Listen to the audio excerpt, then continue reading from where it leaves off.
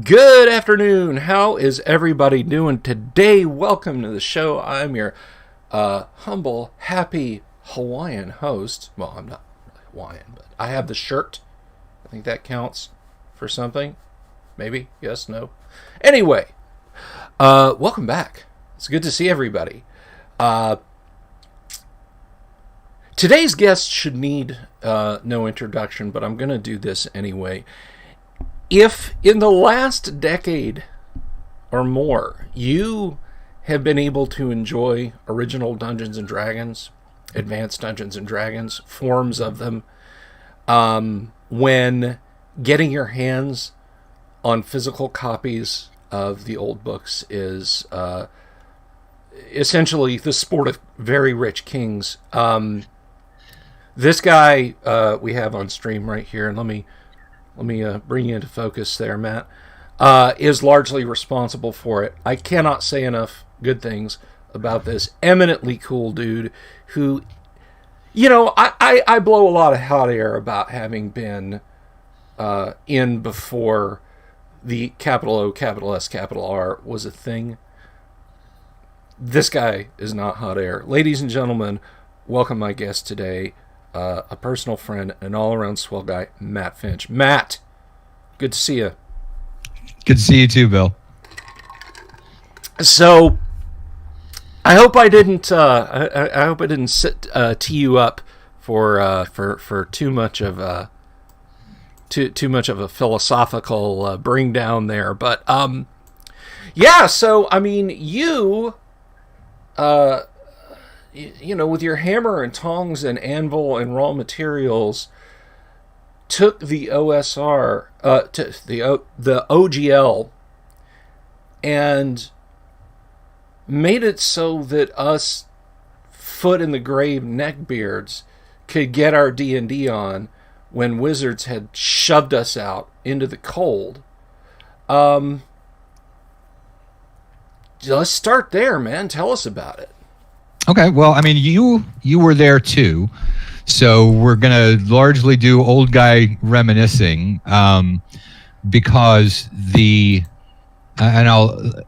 guess let me phrase things in terms of the OSR, just because it's a term that people will recognize, even though they'll argue about it.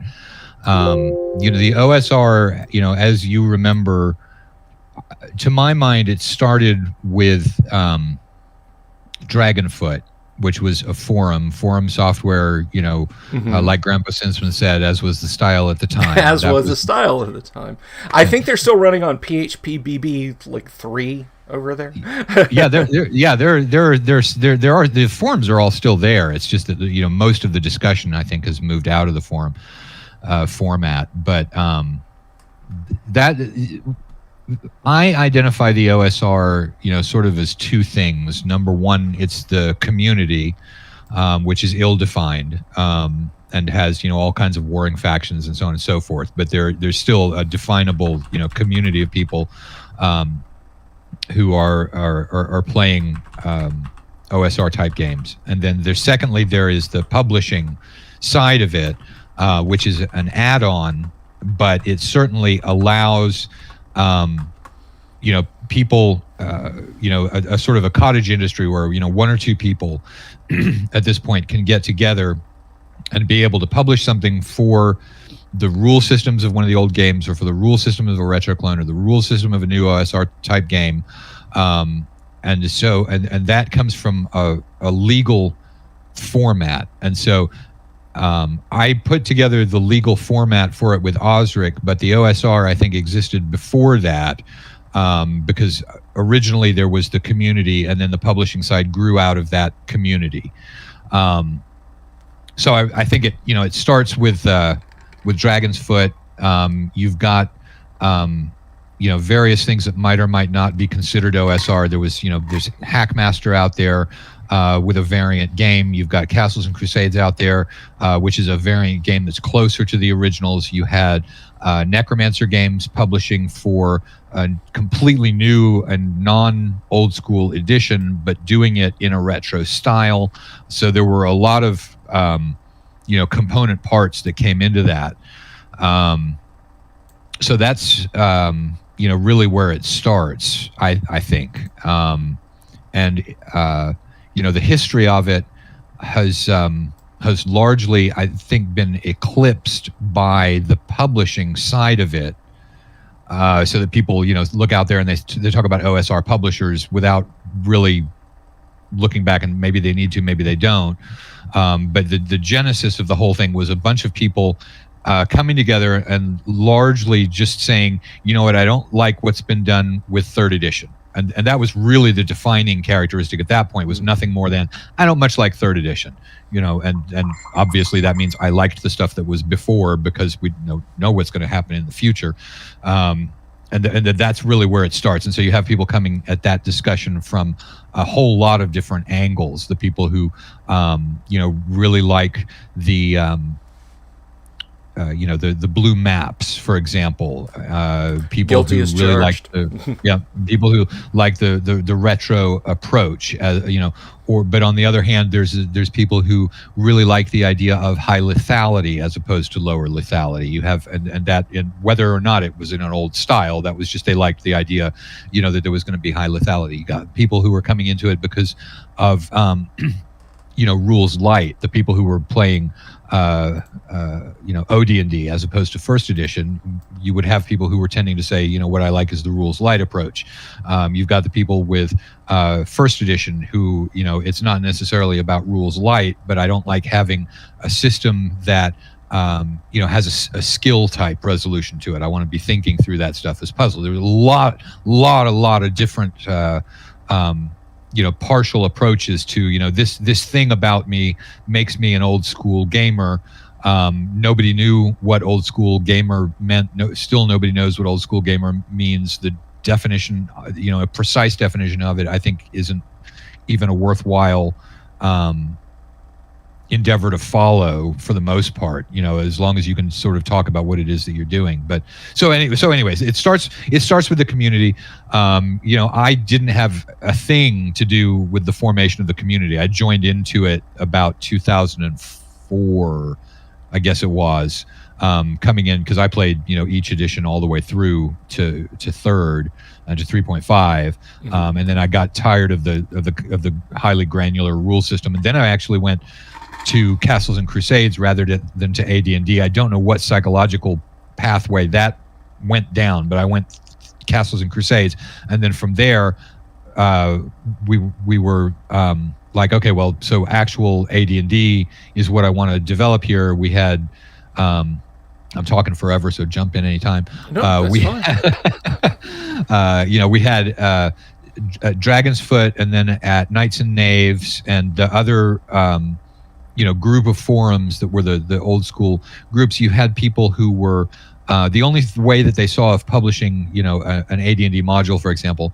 The thinking was, okay, so I'm just going to go ahead and completely rip the trademark. I'm going to use the AD&D logo on my PDF, and if they catch me, they catch me.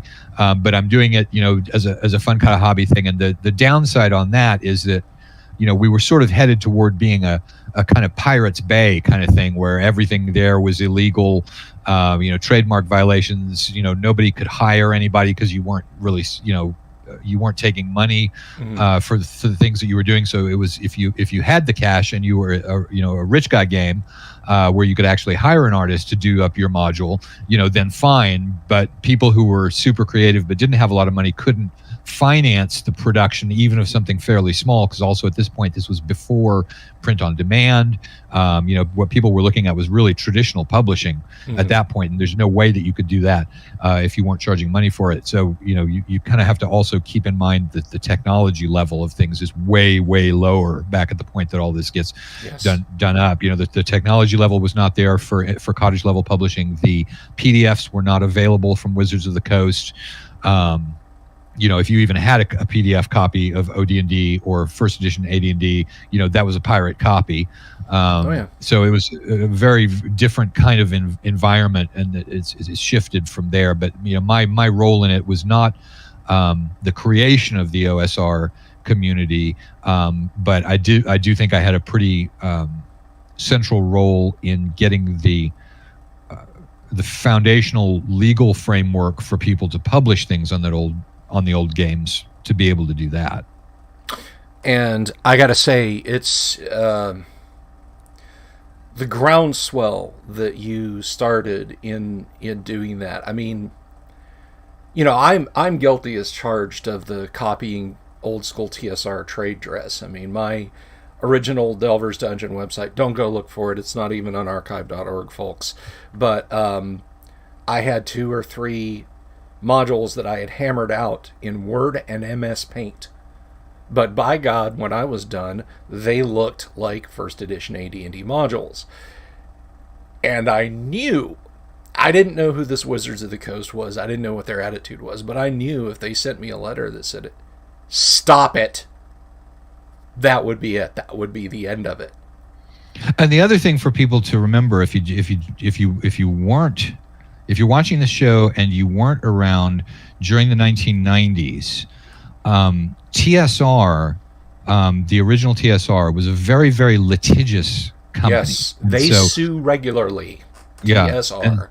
And so what we were looking at, and nobody really knew Wizards of the Coast particularly well, and as it's turned out, Wizards of the Coast is far less litigious than TSR. But the assumption, I think, was that you were putting something up, and it would be up there until they told you to take it down, and then you had to take it down, and it was gone, and the work that you had done was just no longer, it was disintegrated. Yeah. Because you'd been caught in the eye of the beholder, as it were, and so that. We were reacting to a whole bunch of elements in the gaming world that are no longer there anymore. The expectation of extreme litigation, whereas now, if you follow the rules, you're pretty safe. And the availability of the books, they were simply not there. And so one of the questions that people ask now is, well, why bother looking at something like Osric or Swords and Wizardry? Why did you bother doing that? Well, at the time, there was a really, really good reason for doing that. Aside from the publication, right thing, those were not available in electronic copies anywhere unless you were a pirate. So, right. There's a lot of past factors in there. Yeah, you bring up the legal aspect. I was this many years old before and I want to be careful with the word I'm about to use, trusted Wizards of the Coast. I don't know if you caught the stream. A lot of folks out there watched it. It was a good, fun, long stream with Ty Beard, who I think you know Ty, yes? Oh, yeah. Yeah. Ty was on. I was convinced, literally up until I sat down and spoke with Ty, both on the interview and off, just because of my absolute white-knuckled paranoia about legal matters that you and I have joked about in the past. Somehow, in the OSR, there was a trap. There was something that I wasn't seeing. I'd read it. I thought I'd understood it. I'm not a lawyer. I'm not an attorney. Something in the OGL. The OGL. I'm sorry. Okay. Something in the OGL was a trap. That if I published something under the OGL, they could pull a TSR, you put this on our FTP site. Gotcha! We gotcha! That's ours now. And if we decide we want to incorporate this, you're stuck. And so Ty came on, and I highly encourage you folks, if you haven't seen the live stream, go back. It's from a few weeks ago. Drill down through YouTube or even Facebook if you're just watching on Facebook, and watch the episode with Ty, and he explains it out. Wizards of the Coast, made what Matt has done possible. And no, there aren't, we can take all this back in a heartbeat, and then all your stuff belongs to us, and we'll sue you and have legal grounds to, and et cetera, that there's no trap like that in there. Yeah, so, the thing, and I don't know whether Ty, raised it or whether he focused on it.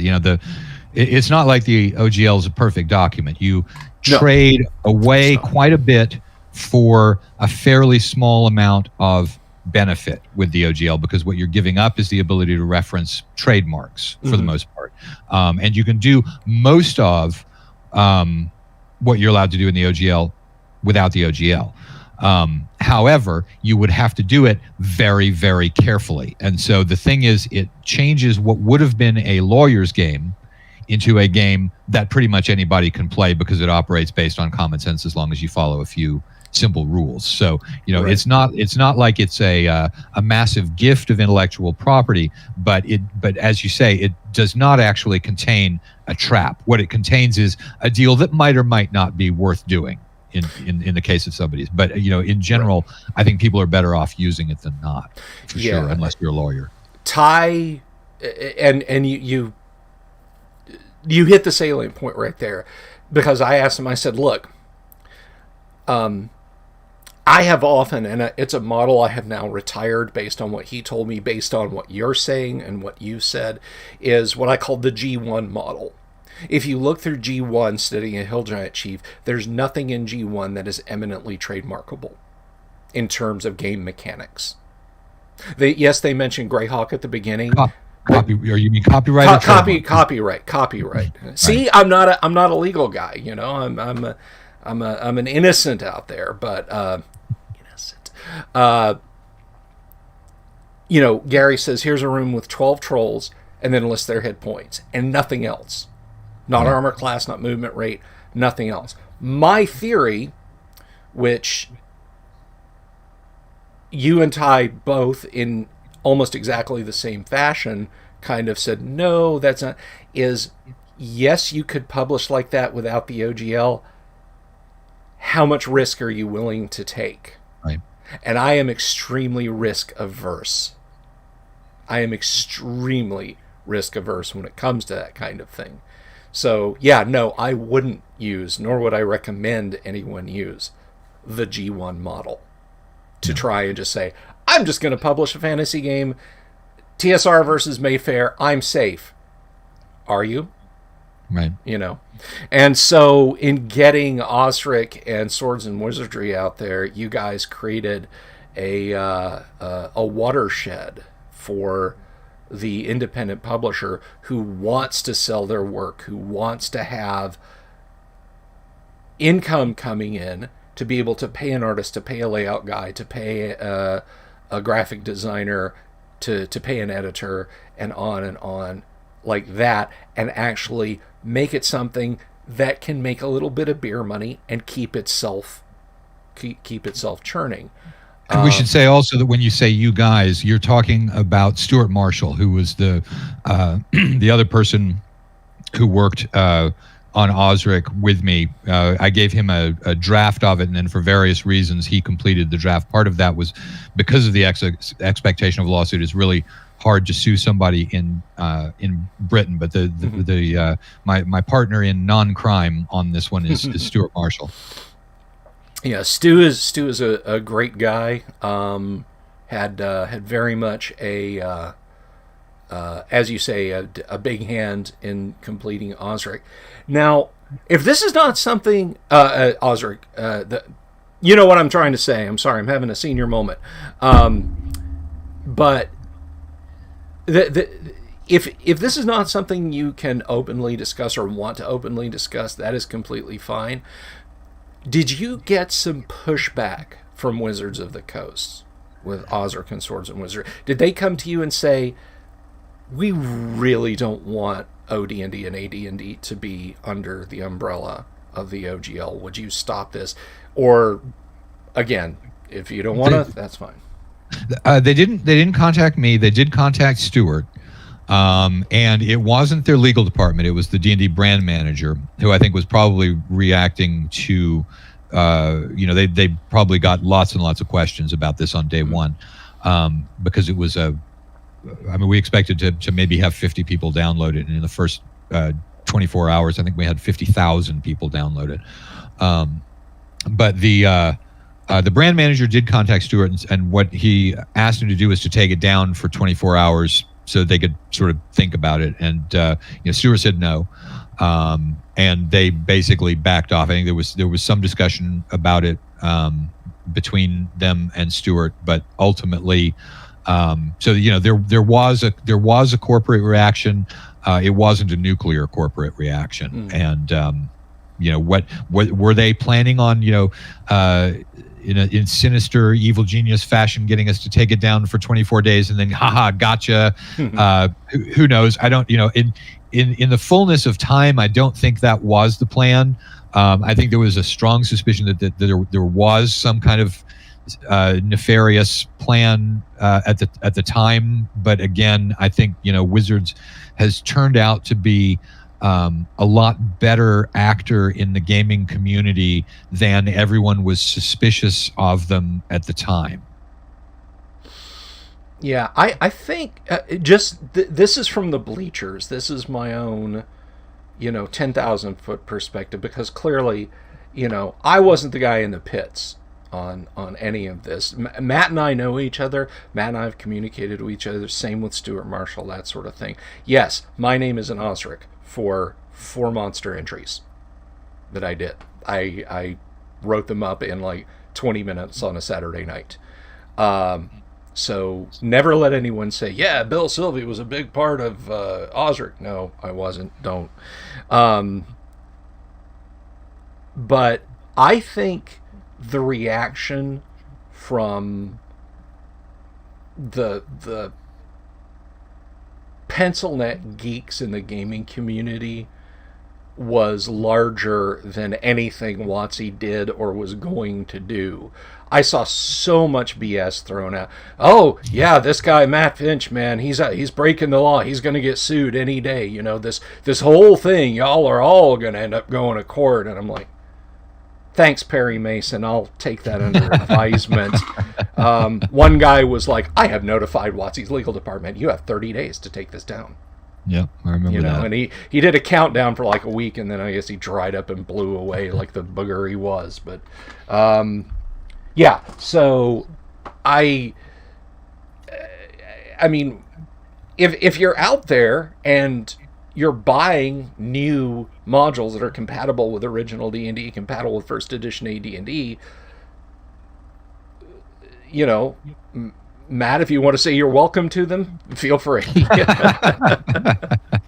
Because really, that's the reason why. That's the birth story. Those are the first birthday pictures there you have of probably the most revolutionary thing to come in terms of gaming publication and liberating classic D&D that you have. I mean, because you mentioned TSR. TSR was pretty litigious. They went after Judges Guild initially. Now, whether went after meant, Gary called up an attorney and said, tell them to stop, or Gary called up Bob Bledsaw and said, would you please? I don't know. But after he was gone, they, and this is something Ty and I talked about, when TSR opened one baleful eye and gazed out across the nascent infosphere and heard about these things called bulletin boards and FidoNet and then later Usenet, that people were trading their own Dungeons & Dragons material, homebrew stuff for free, they just launched an all-out nuclear assault on anybody who was doing that. You could have a dial-up BBS running off of your Apple II or your PC Junior in your house that's only up from 11 o'clock at night till 7 o'clock in the morning when your parents aren't expected to use the telephone, and get a nice fat juicy letter from TSR saying, you are hosting illegal material, stop. So to transition from night to day, to bright, cloudy, clearless day is a service I think that, I don't want to overstate it, but I think it's going to echo through time in our hobby of the great liberation for us neckbeards anyway. Yeah, I think that's true. And since people are, continuing to do that, third-party publishers, and it's spread to other publishers like Chaosium as well, that kind of approach. That I think that it's going on a rolling forward basis. So it is established the way in which third-party publishers are able to operate when somebody has a very big, popular games specifically we're talking about there, because it really is only about games. But that there is now an expected format by which you're going to be able to have third-party publishers who are filling in various gaps that the large company may choose not to be producing something for. And the reason that they're not producing something might literally be just as much as, we don't want to have two settings being sold at one time. There are financial business constraints for doing a thing, but the third party publishers can come in and they can fill out that availability there. And I think that overall, I think that's turned out to be a pretty good model for having a robust support for a game system that actually benefits the first party publisher. I think it actually benefits them. There's certainly been some breakdowns. I mean, there was the D20 glut that happened in whenever that was, 2003, whenever it was. It started swelling up when the OGL first came out. Everybody jumped in, and it's what I call the back of Dragon magazine effect. If you go back and look at Dragon magazine from the 70s and 80s, when they were accepting 1-inch classified ads in the back, you'd see dozens of game settings, fantasy heartbreakers, science fiction, whatever, that might that was literally the only cash investment, plus going to the university photocopier to knock out a few copies that a person might put. And then, of course, they vanished without a trace. But when the D20 system came out, hey, now we can publish this stuff and say it's popular, or it's compatible with the most popular role-playing game system. That doesn't make it any better than it was back in 1981 or 82. So you had a lot of D20 shovelware, and it caused it caused a kind of a. For those of you who are familiar with the 1983 video games crash, we kind of had the same thing with D20. Just the market was just flooded with, and the vast the vast majority of it was crap. And I think we're seeing Kickstarter seems to have approached that and then approached it and backed off and approached it and backed off. I think there's a lot of it's people chasing dollars who are not putting the effort in, or don't have the skill, or aren't willing to spend enough to build up the skill. I think there's, certainly if I look at my Facebook feed and the sponsored ads coming in from Facebook, there's a lot of garbage that's getting sold on Kickstarter right now. So I don't know if we're headed towards something similar via the Kickstarter market or not, especially given that the distributors seem to be at a real weak point at the moment after COVID. I'm not really sure where the overall industry goes to, but I mean it's kind of less interest, since we're talking mainly about the OSR and D&D here at the moment. But game wise, we may be headed for another one of those, or we may already be in the middle of it. I don't know. Yeah, and it's kind of a shame that those things come and go, because there's a lot of good stuff that gets lost in the shuffle. People walk by it and think, well, that's yet another D20 product. I don't need that. I mean, this is just more, you're selling rag paper and a glossy cover by the pound. If I go into a Half Price Books and I see something that's a D20 system, at this point, I'm not even going to pull it off the shelf and look at it. And for guaranteed, there's some creative stuff that I'm not bothering to take a look at because of that period of time. So, I mean, and it bit me. I found out, really from Necromancer Games, when I approached about doing a sequel to Elemental Moon, that Elemental Moon was actually a fairly popular product as those things go. I didn't know, right. Because it came.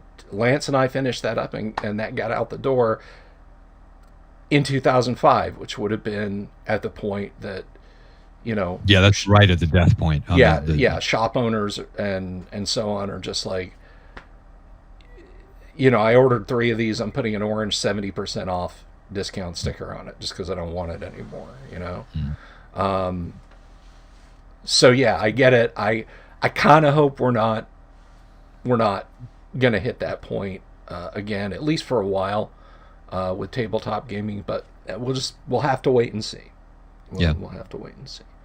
So now that we've talked about the great foundationals, what are you working on right now? What is the Matt Finch project that's happening at the moment?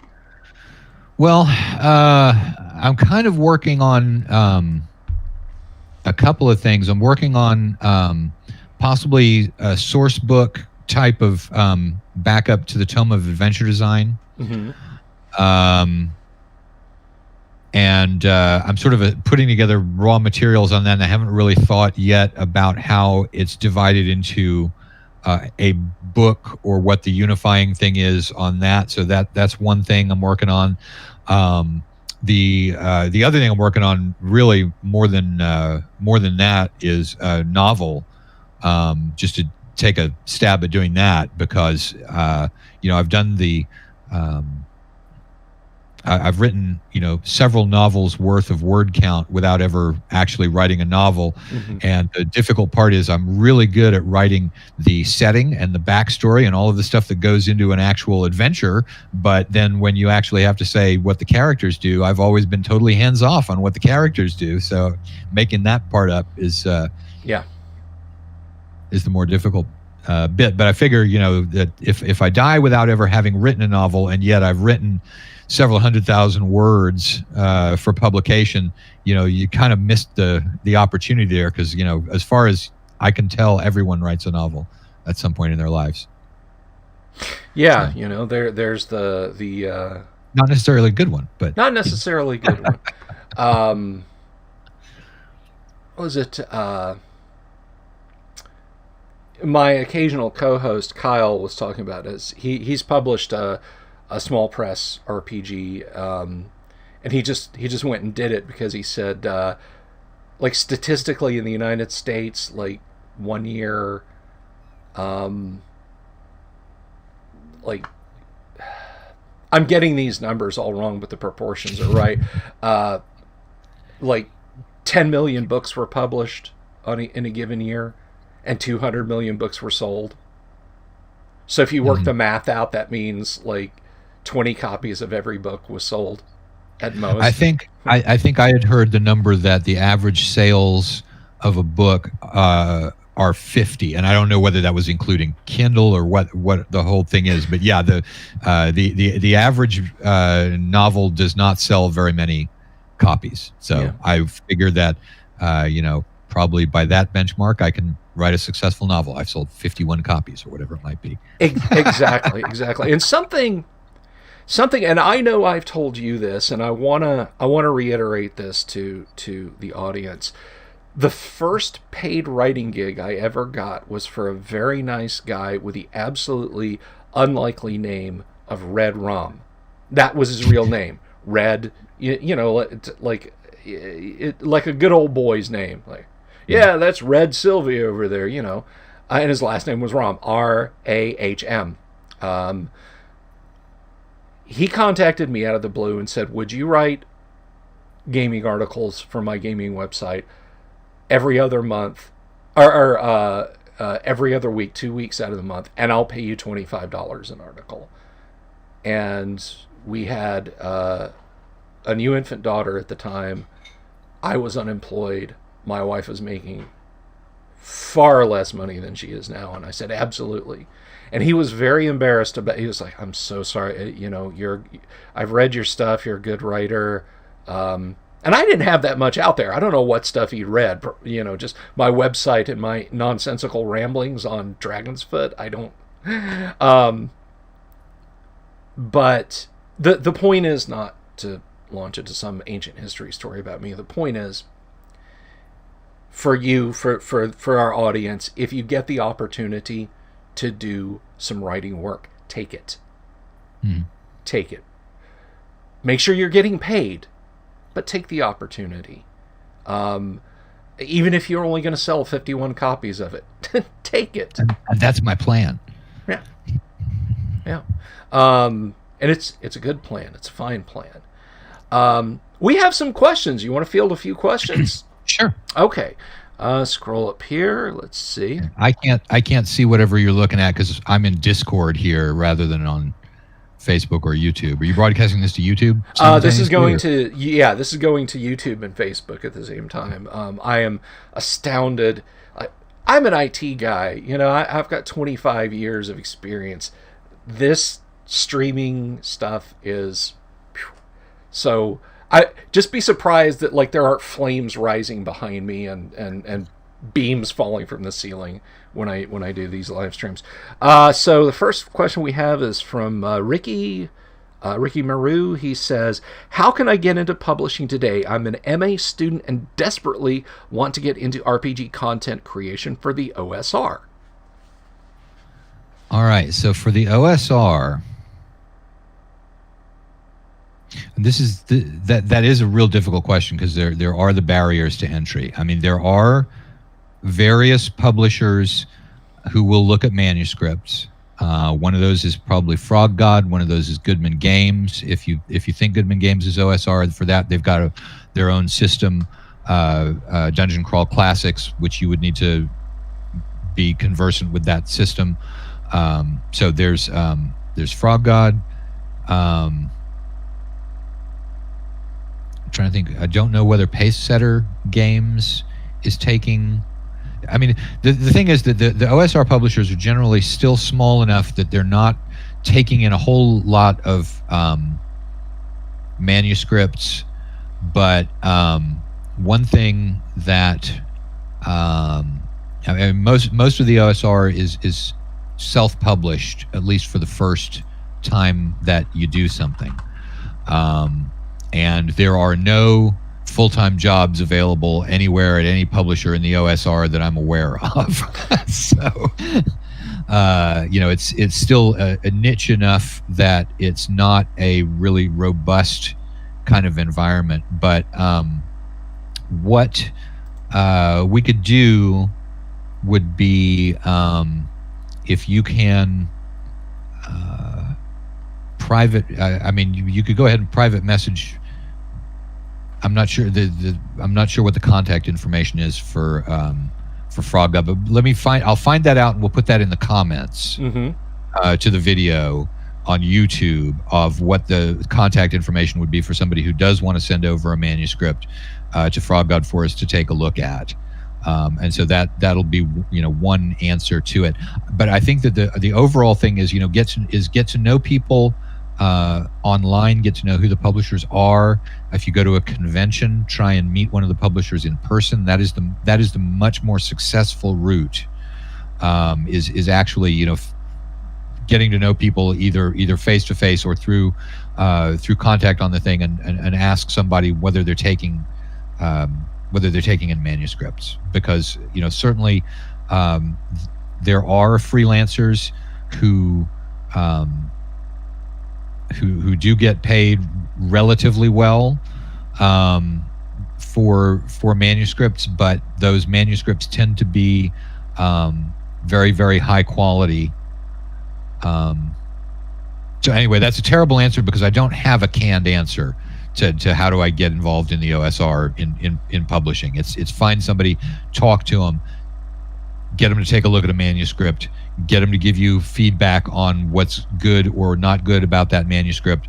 That's if you're going the publisher route. The easier way to do it is to publish it yourself, but that is a lot of hassle because just because someone is a good writer or a good layout artist or a good cartographer or a good editor or whatever it might be, does not mean you can do all of those tasks well enough to be your own publisher. And that's the real gap which still exists, between somebody who's doing something that is acceptable at a lower level of production value because it is one guy and they're doing it's punk. Here's my DIY. This is my thing.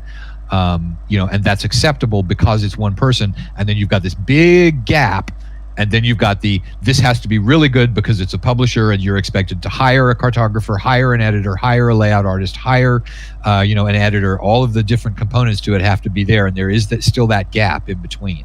And it's not really terribly easy to enter into that, but it is certainly doable. Great. And if I can put 2 cents in, if you do it yourself, whether you do it for free like I did with the run of Greyhawk modules that I put out there for free, when you get into whether you go to Frog God or whether you decide to go over to Chaosium and do Call of Cthulhu or BRP stuff or whatever your direction is, I was very built up on those punk ethos that Matt was talking about when it came to publishing my own stuff. Be prepared to set that aside. Be prepared to be told, you got to rein this in. You got to, that doesn't necessarily mean compromise what you want written. Like, yeah, we're going to take your your module about a party going out and slaying a dragon and basically turn it into Alice in Wonderland, the adventure module. I mean, just respect your editors and your cartographers and your artists and your layout people. Because the company that you're working for, if they go to work with you, again, whether it's Frog God Necro, whether it's Pace Setter, or whoever, they'll probably want to work with you again, but not if you're kind of a bitch about what you're, right, what you're getting published. Joe Browning of Expeditious Retreat Press did a lot of stuff. He's another one. I don't know whether he's still doing OSR type of stuff or not, but that Expeditious Retreat Press is another one to look at. I'm not familiar with whether there are any third parties with the OSE, Old School Essentials, and Mork Borg. I think those are all independents doing the third party stuff on that. Yeah. And anyway. One other thing I do want to mention. This is going to sound like I'm being ugly, but it's the truth. And Matt, if I'm completely off base, you say so. Wizards of the Coast does not want your submission.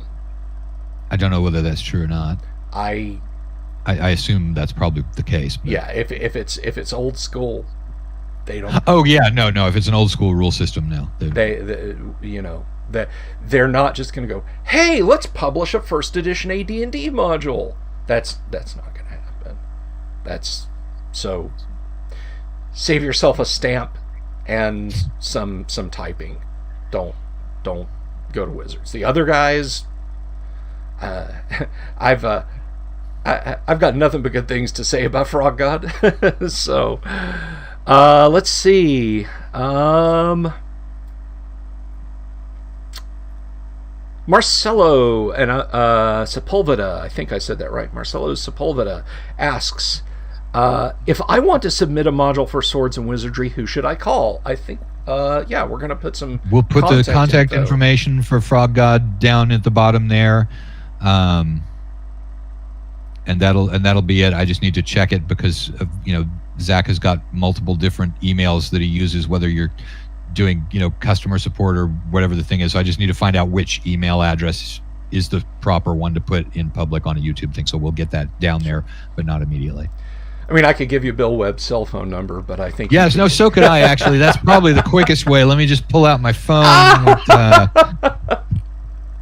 How to get unfriended by Bill Webb in one step.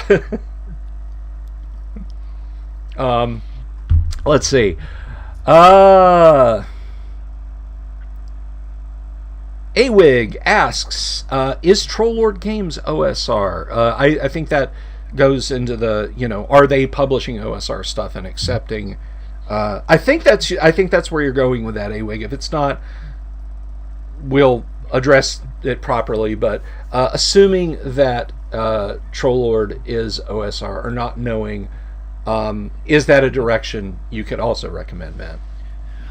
Yes, I mean the troll lords might or might not want to have the title OSR on their stuff because for some people there's negative connotations on that, and I don't know where they stand on the whole thing. But to my mind, troll lords is definitely OSR.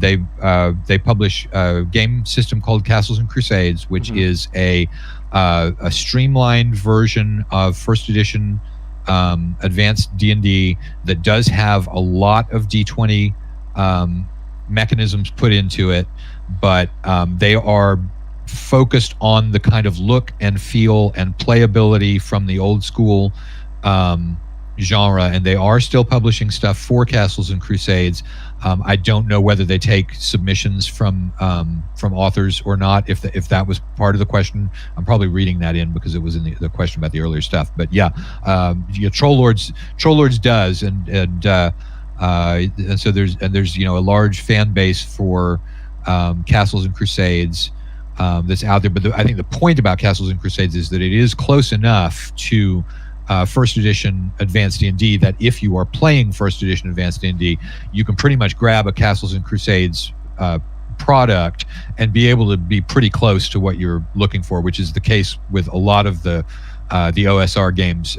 Once you know whether you're talking about original D&D or first edition D&D, that is a division because those two things are different. But if it's mirroring original D&D, pretty much everything for it and for basic expert is going to be usable together in one piece. If it's writing for first edition, then there's going to be a lot of stuff that's available from Castles and Crusades or Osric and so on and so forth. So I think that's the only real compatibility split, and even there's a lot of cross usage that you could do. Mm-hmm. Yes, and to reinforce that,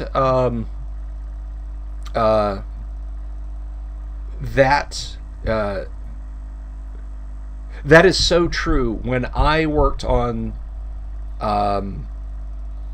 the many sadly unpublished, with one exception, products for Castles and Crusades for Gary, my design document was the first edition Advanced Dungeon Master's Guide.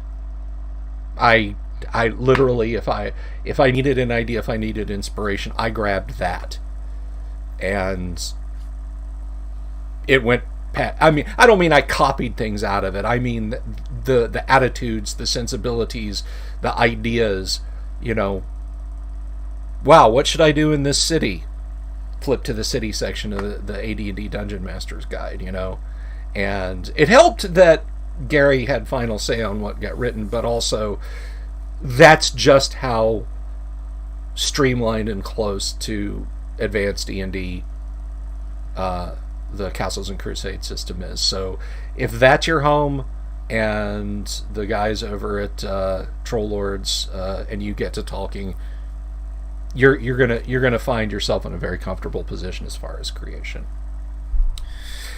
Let's see. Oh, you have another question. I think this would be put you guys in touch with each other thing. Ricky says, during my master's, I'm trying to do ethnographic interviews about RPGs. Any chance I could talk to you sometime? My work is about the positive effects of RPGs on communities and disabled people. I mean, yes, you definitely can. Bill, so if you can figure out a way for us to get in touch on that. Absolutely, Ricky. I'm going to put my such a boomer am I. The best way to get a hold of me is through email, bsylvia@gmail.com.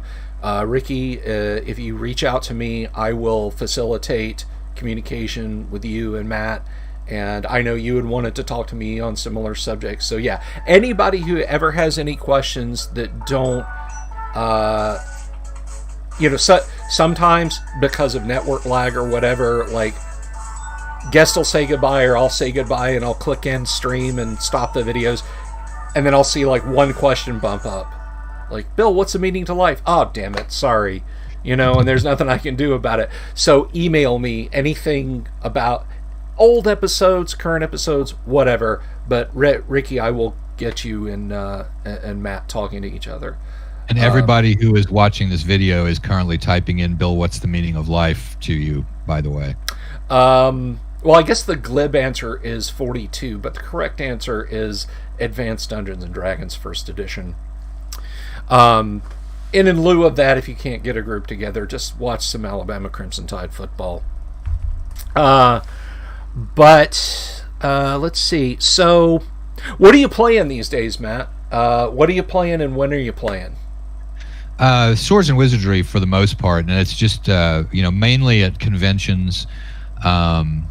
Is the most. I don't have a regular group because I just moved to Indiana. I've been moving around a little bit, and so I'm in a brand new city. Haven't got a face-to-face gaming group put together. I don't do a whole lot of outside of convention gaming stuff, just because anything. Although it's fun to game, any prep work, getting together for it feels like actual day job type of work. So that kind of gets in the way of the fun on that.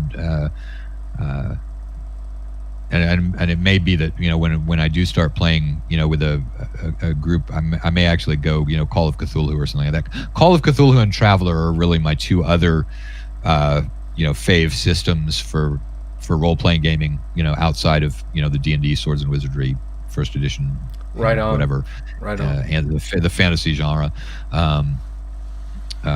Because Traveler is fun. In fact, I was in. You were talking about Ty Beard. I was in his Traveler game at North Texas because I said I want to see this played, because I'm not a very good science fiction GM. I think I've got fantasy. That's something I can do, and I've got Call of Cthulhu. That's something I can do.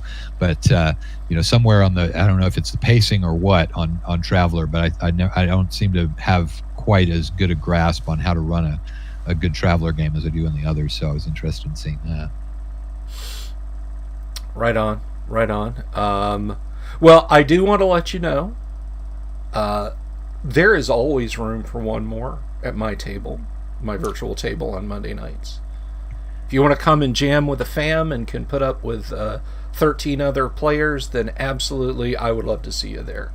Yeah, I'm not a big fan of virtual gaming, I got to tell you. I understand. It's not for everybody. And honestly, if I was like Bezos level rich, we would play twice a month, and I would just fly everybody to some central in. location. Yeah, no, I've had that fantasy too. Yeah. I'm not gonna reach that level of money, I think, from publishing old school D&D stuff. Well, what's the easiest way to make $1 million publishing role playing game materials? Invest $2 million. Yeah, that's it. Yeah. We have a question here. Let me see. I think this is a question. Let me just make sure I'm. Bill, don't forget you were supposed to pick up milk. No, I'm supposed to pick up sesame oil. I've got milk. I'm gonna make some Szechuan beef stir fry later. I ran out of sesame oil this morning when I made the chicken stir fry. But okay, I thought Chris typed a few things, and I didn't want to miss anything. So he says, I've been writing for a few years now. I've got my own novel and a few adventures out there right now. Excellent, man. I write my stuff so it can be played using both 5e and AD&D. That's also a good way. That way I can put it up on DM's Guild. I'm having trouble getting traction. An example of things I am doing today, other than my products, is I'm drawing tokens for online play as a way to give people. I have a few big projects I'm planning to give away for name recognition. Do you have any advice on what the market might respond? Well, okay, so first off, DM's Guild is not a market that I've looked into very deeply, because you're either DM's Guild or OGL. And so now it sounds like with the tokens, you're doing something that is pretty much a necessity in the modern market. Tokens for the serious grognards who don't know what that is, those are we're talking about the virtual tabletop element, because enough people play on VTT that what they expect is maps that are layered. So in other words, you've got a DM's map, but you can turn off a layer in the PDF or in the JPEG that will hide, for example, secret doors, hide the stuff that the players don't get to see.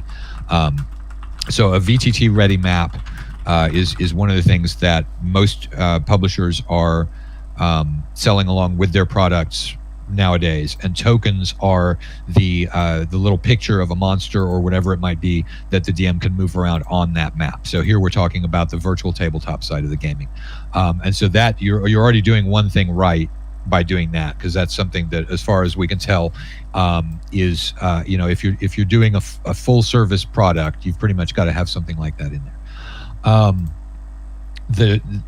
In terms of general in terms of general name recognition, I mean that's the big question for everybody, and even even the sort of middle tier companies like Frog God are facing that visibility question, because there is so much out there at the moment that and a lot of the older modes of social media have throttled down on the visibility of who's going to see a post made on there. So the reach there is something that you have to pay for in virtually every social media situation now, and it's not really clear that it's worth it either, depending.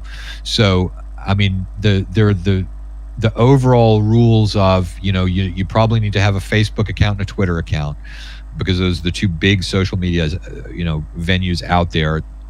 You can probably benefit from doing more than that if you want to spend your entire life tweeting and sending stuff out. That's one mode of doing it. I think a free product on drive-through is something that you can do. I mean, really, it's organic. Part of the thing is that back when Bill and I started, in the early days of the OSR, when we were talking about Dragon's Foot, really pretty much everyone, I've got name recognition. Bill does too. I mean, you say Bill Sylvie, or actually, if you say Dungeon Delver is more accurate. People are going to know who you're talking about simply because the community was so small and it tended to just build organically from there. I'm not sure really how to jumpstart something if you're coming into it with the market at the white hot heat that it appears to be at right now in terms of the number of people who are producing things. I don't know really how you can reliably get traction out there. I mean, certainly people love free stuff. They also don't respect it. If you give somebody something for free, they're going to devalue that and think that it's worth less simply because they got it for free. That's just a psychological thing about people. So there are pluses and minuses to doing something like that. I think it's a matter of being involved in the different social media communities, having people recognize your name.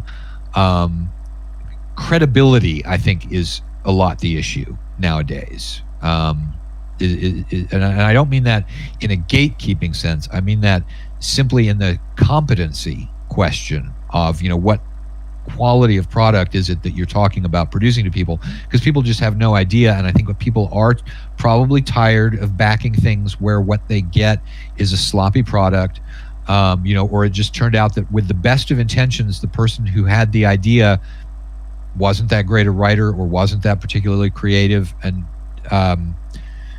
people, they view their time as being valuable enough that they're selective even about free stuff. So I don't think I have a good answer to that question, other than it's a matter of getting out there. It's a matter of being a part of the community in some way, shape, or form, to the point where enough people recognize your name that you have some of that credibility built up before you come out with something.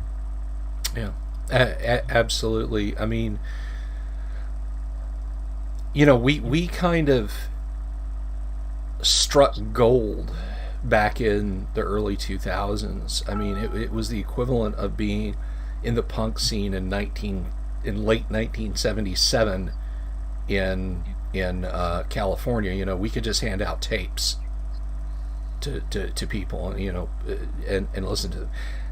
Now the idea of standing outside a record store handing out a cassette, people would just look at you funny,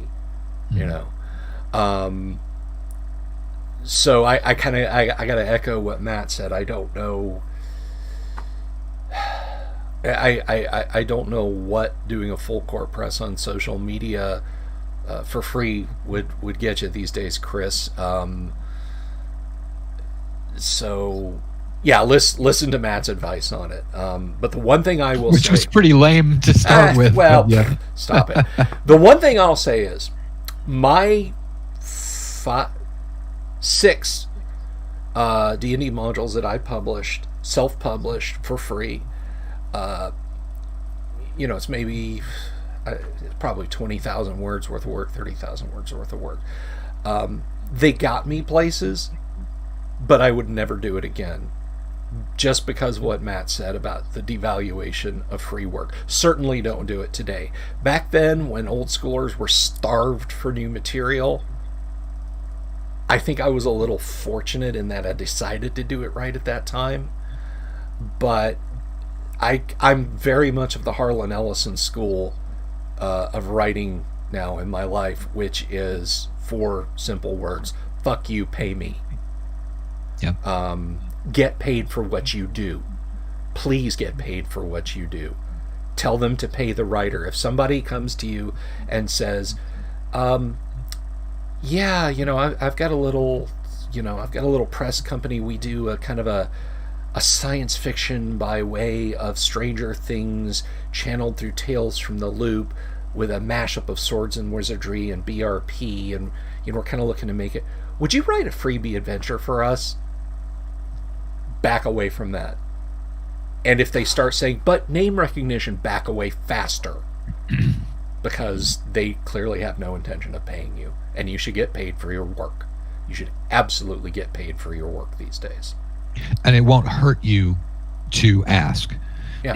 Is the other thing. I mean, back, again, right when we very, very first started, there was a real resistance to the idea of paying people for writing, and that, and I think that's still there, in the boomer and the older Gen X, group of the OSR, is that people are still kind of a little bit like, oh God, you're asking for money for something that's really a hobby. But I think in the grander scope of things, I don't think people mind paying money, whether it's discounted or whatever. But I think people have gotten to the idea that that it is worth paying for something, and the added benefit that you get for something being free is probably not worth the devaluation that you will have from people who are like, this is a person who is putting out a free product, it must suck, which is obviously not necessarily true at all, but it is the way that people automatically knee-jerk react to a free product nowadays.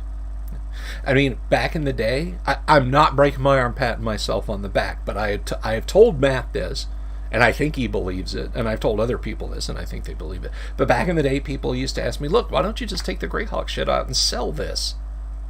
Mm-hmm. And like an idiot, I would, oh no, man, it's gotta stay Greyhawk. It's, last year, Don McVitie, he's got his own publishing thing, Hellebard, and they are not accepting freelancers. So, just to let you know, they're in house now. Don came to me and said, hey, would you consider filing the serial numbers off this desert adventure and letting us fit it to our campaign world and publish it? And I said, absolutely. Go for it. Mm-hmm. So Temple of the Sun is available for Osric and Castles and Crusades. You can buy it if you want to buy Temple of the Sun. Get paid for what you do. Please get paid for what you do. Your time is worth something. Don't devalue yourself. And it's not just a monetary devaluation, as Matt points out. It is a personal devaluation. Yeah, and really, the monetary devaluation. I would certainly, if I thought, if I wanted to promote myself and putting something out there for free was going to lead to more sales later, that's a totally legit decision to release something for free. I would still say don't do it now, and the reason is because of that psychological devaluation, the effect that people are going to get from that. Yes. if you're going to do something free, make it a little accessory, make it something that works with a particular thing. Don't do a whole product type thing as free, because that, I think, is where people really zero in. If they see a complete product that's being given away for free, that's really when they say, God, that can't be worth it. If it's a character sheet for use with something that they're paying for, and it's a free character sheet, they may be like, yay, great, free character sheet, that's wonderful. But you don't want to do a standalone product for free, I think, ever.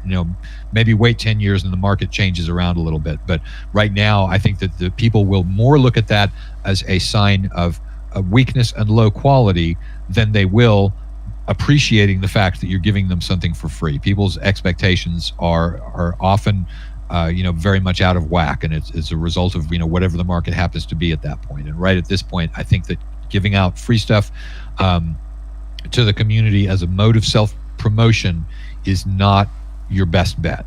If you're going to give out something free, make it nice looking business cards at GaryCon. Let's see. Arcane Muttering asks, and I think I know the answer to this, but I'm going to let you answer it anyway, Matt. Do you miss gaming regularly? Yes. I figured as much. Do I miss it in practice, however, in the sense of would I actually enjoy gaming weekly? Probably not, because of that whole, oh God, it's work kind of a thing. But there's something and this is something to consider if anybody is thinking about really getting into the gaming industry, is that you lose something, and you don't lose all of it, but you definitely do lose a little bit of the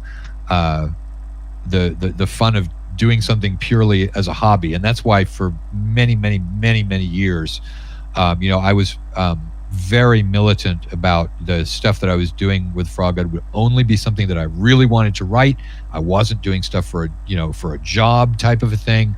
And you try and protect the important hobby stuff, but that is something that to a degree you lose when you start doing that. So there's a definite genie in a bottle effect that goes on there. Yeah. Oh, absolutely. I mean, the quickest way to kill one's hobby is to turn it into a job. Yeah.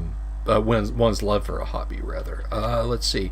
Which is another point toward the whole, publish it yourself kind of thing, because then you can do it, when you're ready, and do it, produce it at your own speed. But at the point, when you hit the point where there's a deadline or anything like that starts to make it job-like what you're doing, then you're starting to get into kind of a danger zone there. Yeah.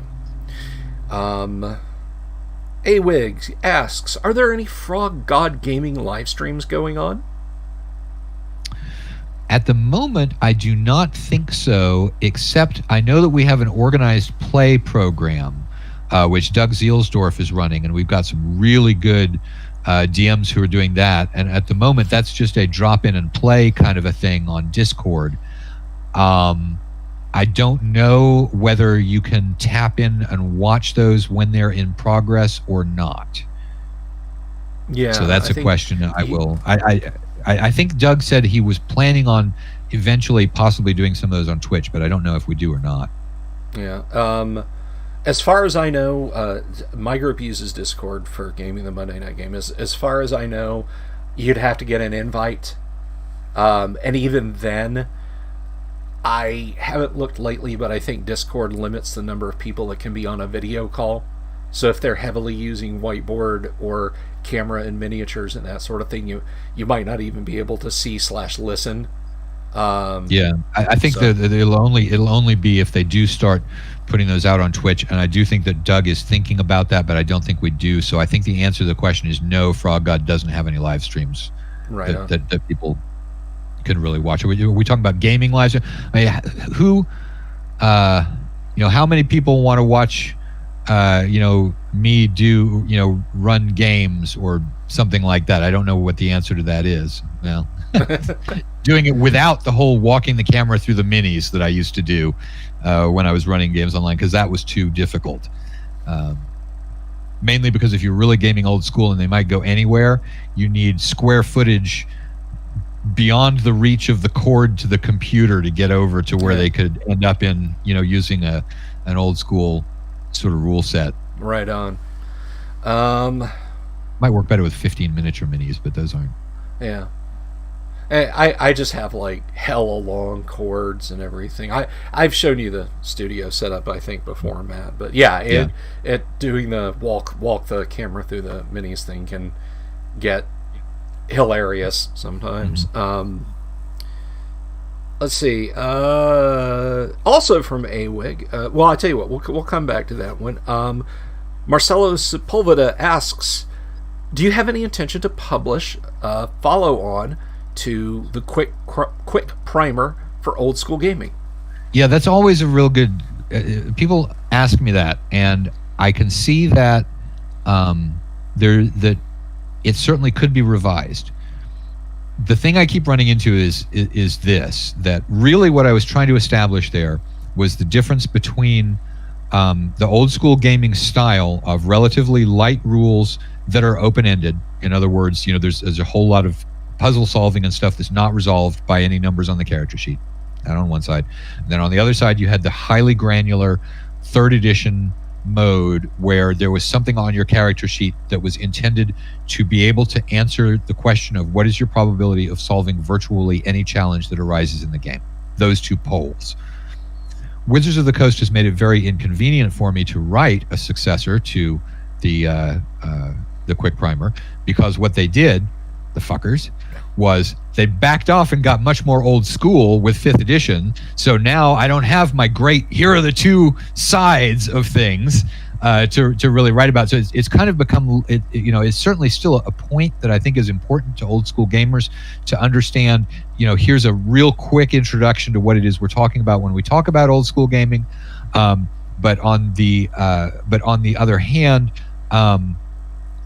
I'm sort of arguing against a straw man at this point, because 3rd edition is no longer around, and really 5th edition can be played. I mean, it's certainly not the best vehicle for super old school playing, because it does have a lot of stuff on the character sheet, but it's a way better vehicle for old school play than 3rd edition was. Yeah. And that's where so I've definitely, picked up the, keyboard and gotten all ready to write the sequel to it, and then I just get caught up in the questions of what is it really that I'm trying to explain here, and I just haven't gotten it done. So it's a possibility that's out there, but it's never really gelled as. Well, I'm continuing to submarine those efforts on a daily basis with my How to Play First Edition AD&D live streams. So just stay in the corner over there, Matt. Okay. Stay in your lane.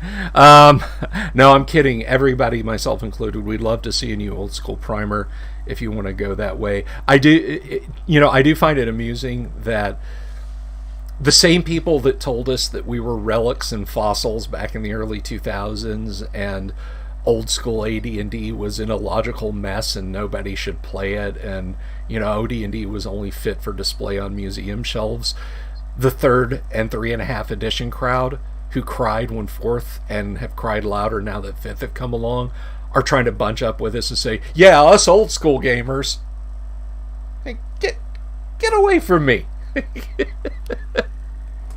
When you gave me 30 days notice about the OGL on Osric, yeah, you burnt that bridge. I'm standing there pressing the down button and watching the elevator doors close as you're running towards me with 5th edition hordes behind you. So yeah, that's no, you're not part of the old school crowd. Let's see. Oh, Adam has a good question. Adam Black asks, speaking of freelancers, are there any OSR publishers looking for illustrators at the moment? I think on that one,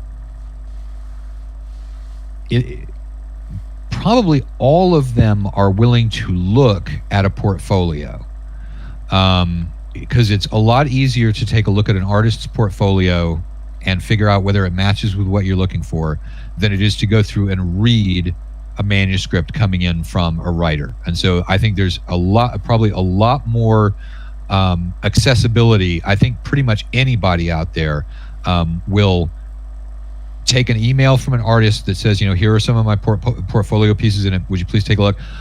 highly likely that they will open that up and will look at it. So there, I think I would hit pretty much all of the old school publishers, and there is some likelihood, that you might get something out of it.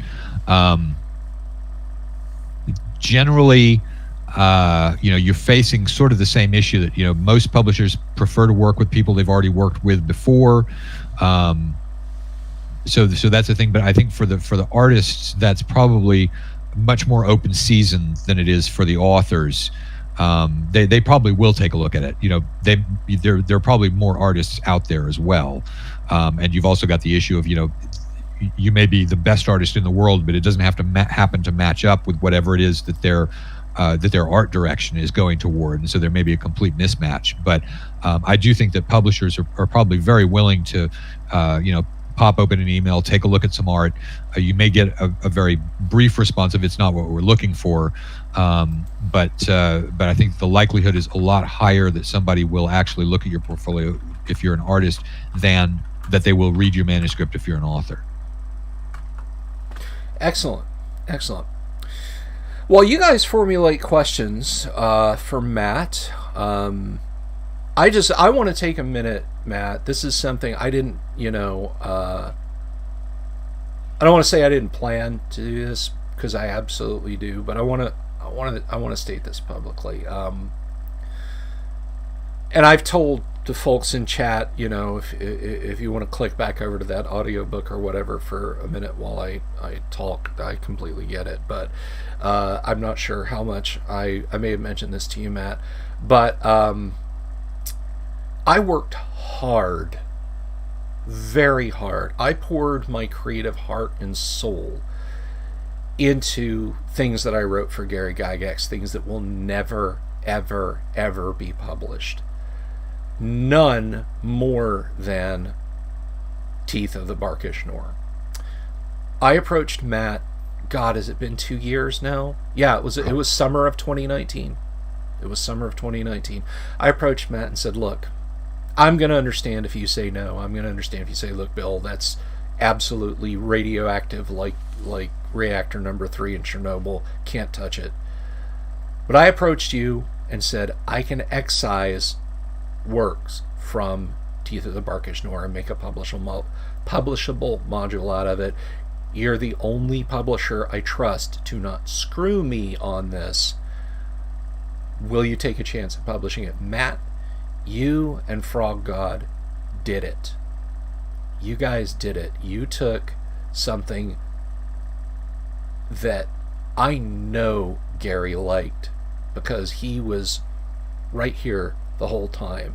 I emailed him on a nearly daily basis about details of Barkish Nor, and especially the Lost Crypt section of Barkish Nor, because I was putting a big old thumb smudge on his work, and he okayed it. And I was destroyed when I found out what FM had said about it, and that it wouldn't be published, and that I was able to get it published, that you guys took a chance on me and published it, means more to me than any likes, thumbs ups, emails about the freebie modules that I published way back then. I can never thank you guys at Frog God enough for taking the chance on me. That is like if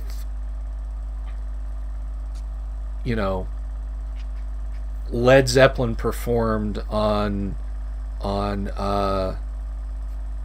one of the late night shows and asked the host to come over and sit and jam with them.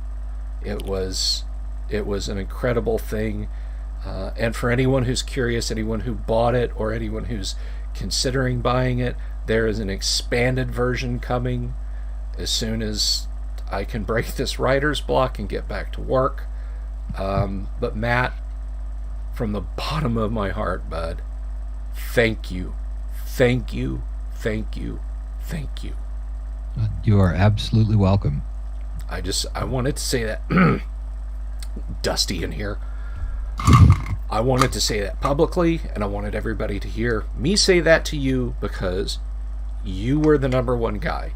You went to the powers that be, to your buddies at Frog God, and said, let's do this. Gale could have come shrieking in out of the sun. Luke or Ernie might have stepped up and said, no, please don't do that. Any number of things could have gone off the rails with it. They didn't. And you guys... I'm out of words. The writer is at a loss for words. The guy who won't shut up on his own live streams is at a loss for words. Thank you, Matt. Thank you. Well, you're very welcome. It's that's an unfortunate part of the publishing history on there. Anybody who's not familiar, what happened was that Gary worked with a bunch of people to produce some Gary Gygax branded things for Troll Lord Games. And after he died, his widow pulled that license from Troll Lords. And so a lot of work that was in process that Gary had been working with partners on to produce it, those basically disappeared entirely. And there was the dicey question of what intellectual property can actually be sold out of these things, because if it came from Gary or was melded with the stuff with Gary, then there was arguably a legal problem with it. So that's what Bill's talking about there, is the work that he did with Gary on Teeth of the Barkash Nora, which the Bill Sylvie portions of it are in a module called Lost Crypt that Frog God published. So that's what we're talking about there. And there were other people. Jeff Talanian, also very hard hit by that. He had been working on the Castle Greyhawk dungeons, and the same thing happened with that work. And it's also the reason that a couple of books that Troll Lords sent me at one point have become super duper freaking ridiculously valuable. Where's the I can't pull it off the shelf. I've got Insidii. I don't know if Insidii is one of the ones that's worth much, but these books here, this Gary Gygax series, which was the series that I think those were going to come out in, turn out to be super collector's items. So I should probably find out what that's worth and maybe quit writing notes in the margins and stuff. Yeah, I when they sent me the Yigsburg book, because I of course I had that handy. I've told a funny story about how the very first project I got for Gary was this military installation in Yigsburg, and I was so excited to be working for Gary that I didn't look at any of the notes he emailed. I didn't look at the materials that I'd been physically mailed. I just started working on it from a very not what he would have wanted standpoint. And I hadn't sent him anything to check in, but it's like the universe just kind of, the gears rotated in a slight way, and on the mailing list he sent out an email and said, by the way, I've gotten some updates from some folks that make it clear you're not looking at the notes and following along with what my intent on these city sections is, guys. You have to look at this stuff. And I was like, crap. Threw it out and started from scratch. But I have the Yigsburg book is the last thing that I have from that, and that's worth a pretty penny. I mean, it's got a lovely map by Darlene in it. But I too, when I got it, I was like, oh well, this is part of a huge thing that's going to be published. Let me make sure this will lay flat on my desk. So I didn't break the spine, but I loosened it up a little bit so it would sit on the desk, and the corners are beaten up, and it's got dog-eared pages and notes in it. So yeah, oops. Yeah. But we had Jeff on just earlier and last Friday, and he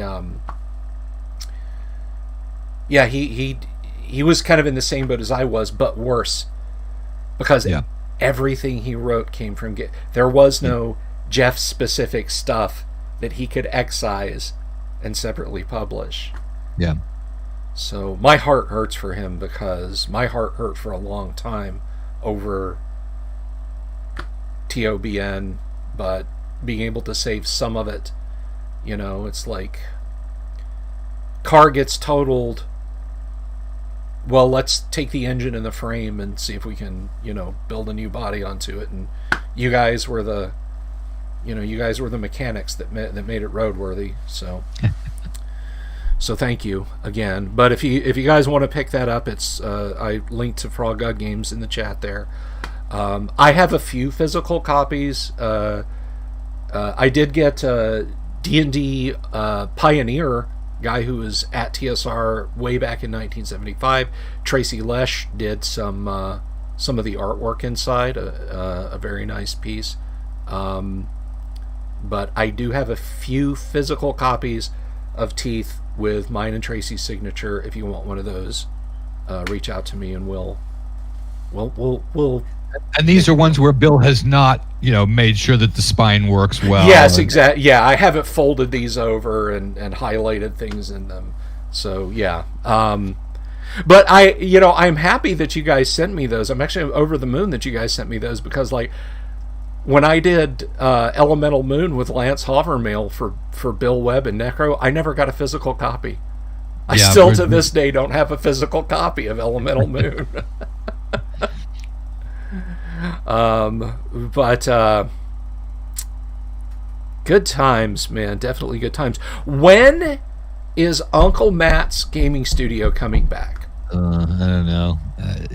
I could probably figure it back out again. The reason that quit for the most part was because Google Hangouts used to broadcast directly to YouTube. Mm-hmm. And so it was real easy to, set up a Google Hangout and do an interview with somebody that was broadcasting directly to YouTube. And then when Google Hangouts went away, this was sort of before Zoom and before Discord. Mm-hmm. And so there was the little period of time in there where you absolutely had to understand XSplit in order to be able to get something onto YouTube if you had more than one person from a phone call or whatever it might be. Yeah. And that just blew me out of the water. It was more technology than I was willing to try and assimilate all at once at that point in time. And now I am just Zoom.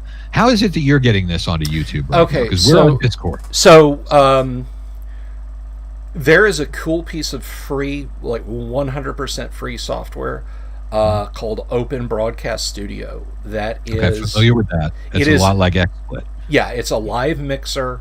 I use a plugin that lets me stream to Facebook and to YouTube, because I still have some friends on Facebook that, I promised I'd never go away, and so as long as there's one person on Facebook that wants to watch or listen, I'll keep streaming over there. But I have my cameras, my mic plugged into OBS, and then I tell OBS, capture and stream the Discord window. Mm-hmm. Use that as your input source. And so I let Discord, when I'm doing a Discord call, take over the mic and the phone. Mm-hmm.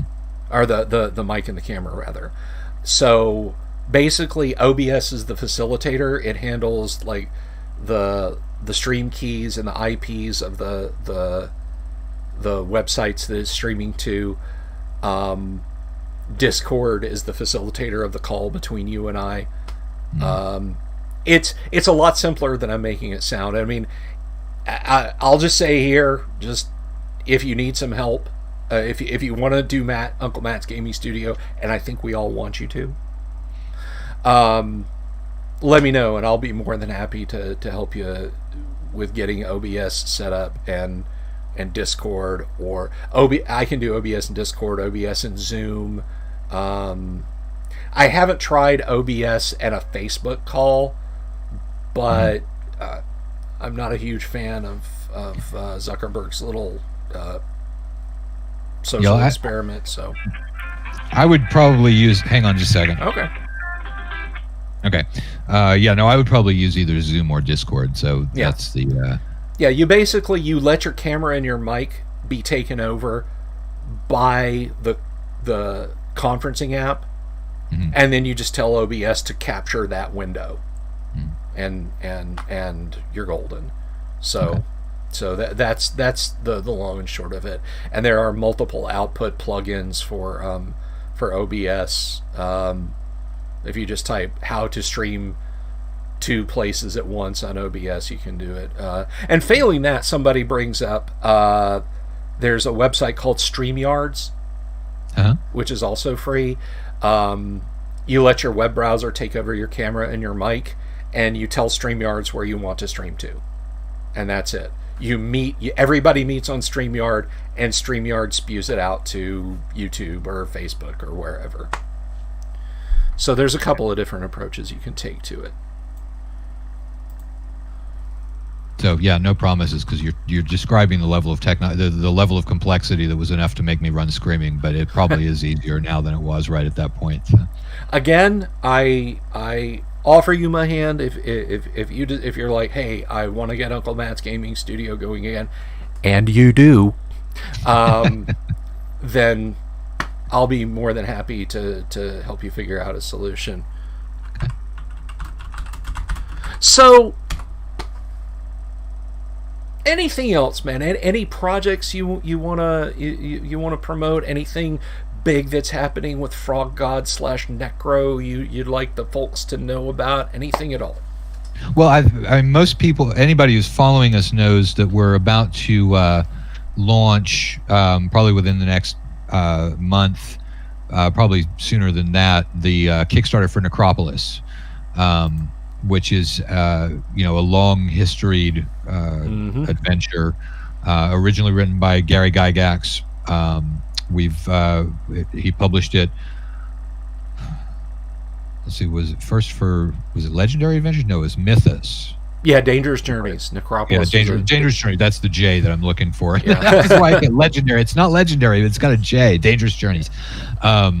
So it was published in more than one system, and Necromancer Games published it for 3rd edition D&D.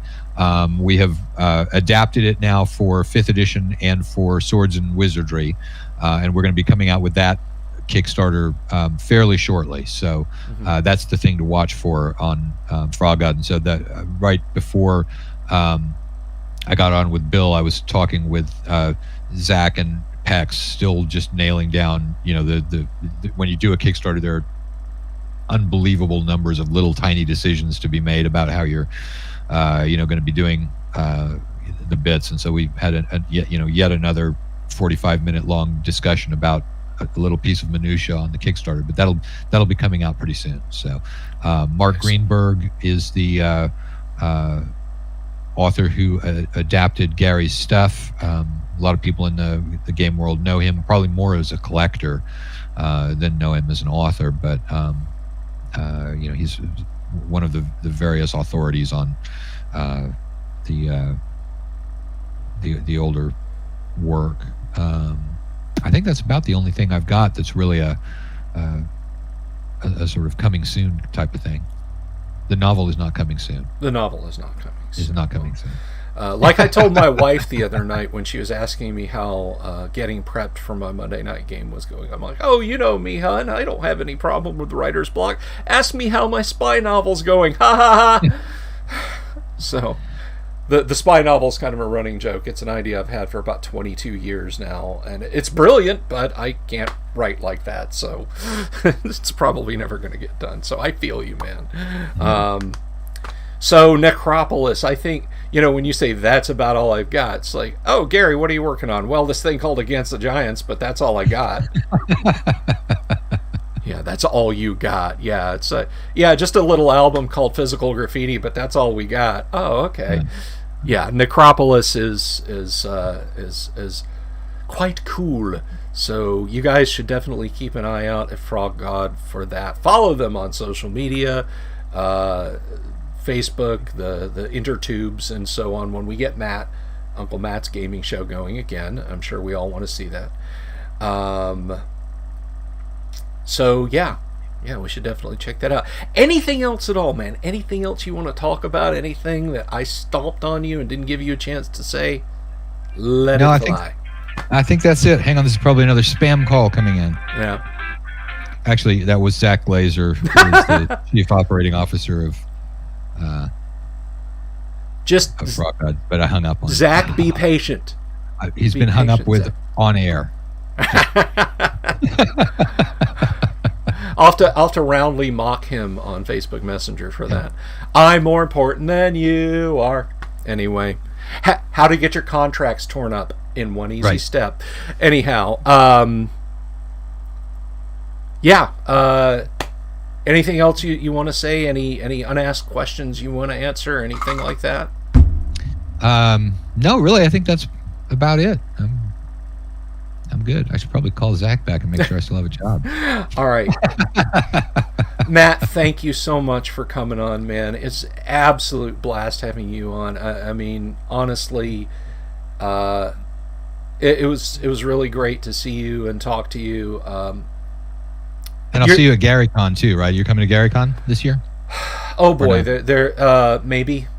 Definitely maybe. I think I'm going to that one. So there's well, if you see my buddy Rusty Schaefer there, just ask him where I'm at, because I'll be there. Okay. So that's that's what I got to say about that. But as far as going places, I'll get you back on the show again, right? So just next time you'll be back. So thank you to our wonderful audience for all these great questions today. We are currently sitting at 727 viewers. Remember, when we hit 1,000, you guys get 2 rewards. I will do a virtual con. That's right, I'm going to do a virtual tabletop gaming convention. Maybe we can get Matt to hold his nose and come to that, but I won't speak for him. Also, for those of you who've asked, I will do a 1,000 viewer face conceal, so you won't have to look at me anymore. But no, all kidding aside, thank you everybody for the likes, subscribes, thumbs up.